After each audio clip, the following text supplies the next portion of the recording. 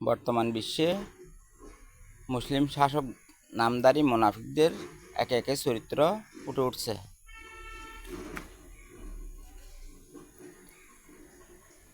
Israel যখন কাতারে হামলা করে, ওআইসির নেতৃত্বে 60টি মুসলিম প্রধান দেশের সরকার প্রধানদের নিয়ে দোহায় বৈঠক বসে। সেই বৈঠকের প্রতি আস্থা না রেখে কাতারের প্রধানমন্ত্রী আল থানি আমেরিকার সাথে চুক্তি করে। এ থেকে বোঝা যায় মুসলমানদের প্রতি তাহার কোনো আস্থা নেই।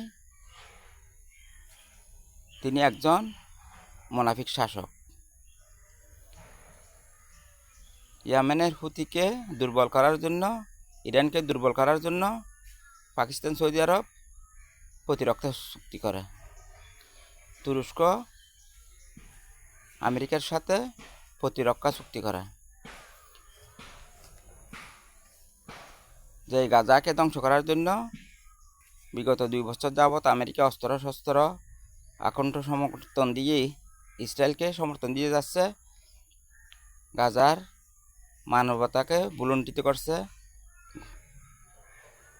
গণহত্যা চালাচ্ছে। এই গণহত্যার মূল নেতৃত্বে ছিল আমেরিকার প্রেসিডেন্ট ডোনাল্ড ট্রাম্প। অথচ ইসরায়েল এবং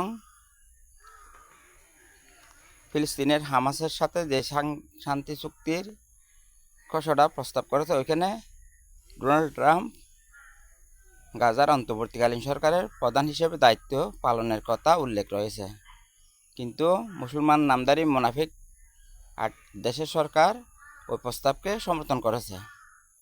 আমার প্রশ্ন, ডোনাল্ড ট্রাম্প যেখানে গণহত্যার নেতৃত্ব দিয়েছে, অস্ত্র সরবরাহ করছে, কীভাবে ডোনাল্ড ট্রাম্প ওই গাজার অন্তর্বর্তীকালীন সরকারের প্রধান হতে পারে? বিশ্বের মধ্যে বর্তমানে একমাত্র ইরানই মহান আল্লাহ তাআলার উপর ভরসা করে নিজস্ব গতিতে চলছে। তাহারা কখনো বিধর্মীদের কাছে মাথা নত করেনি, ইনশাআল্লাহ ভবিষ্যতেও করবে না। আমি মনে করি যাদের সাথে আল্লাহ সহায় হয়, যাদের পাশে আল্লাহ থাকে, অবশ্যই তাহাদের জয় অবশ্যই আনবে। মুনাফিকদের একে একে পরাজয় নিশ্চিত হবে। ইসরায়েল বারবার ঘোষণা করেছে ইরানের পর তুরস্ককে ধরবে, পাকিস্তানকে ধ্বংস করবে। এরপরও মুসলমানদের ঘুম ভাঙে না, মুনাফিকি চরিত্রের পরিবর্তন হয় না। মুসলমান দেশ ইরানের পাশে দাঁড়ায় না, আমেরিকার পাশে দাঁড়ায়, ইসরায়েলের পাশে দাঁড়ায়, ইউরোপীয় ইউনিয়নের পাশে দাঁড়ায়। তাই বিশ্বের প্রায় 200 কোটি মুসলমানের নিকট আমার দাবি, মুসলমান দেশের সরকার প্রধানরা মুনাফিক হলেও মুসলমানরা মুনাফিক নয়। মুসলমানরা ইমানি শক্তির বলে বলিয়ান হয়ে মহান আল্লাহ তাআলার দরবারে সবাই প্রার্থনা করো, যাতে ইরানের বিজয় হয়, মুসলমানের বিজয় হয়। মুসলমানের নেতৃত্বে ইরান সারা বিশ্বের মুসলমানকে নেতৃত্ব দিতে পারে, এই আশাবাদ ব্যক্ত করে আমি আমার সংক্ষিপ্ত বক্তব্য শেষ করছি। ওয়া মা তৌফিক ইল্লা বিল্লাহ। আসসালামু আলাইকুম ওয়া রাহমাতুল্লাহি ওয়া বারাকাতুহু।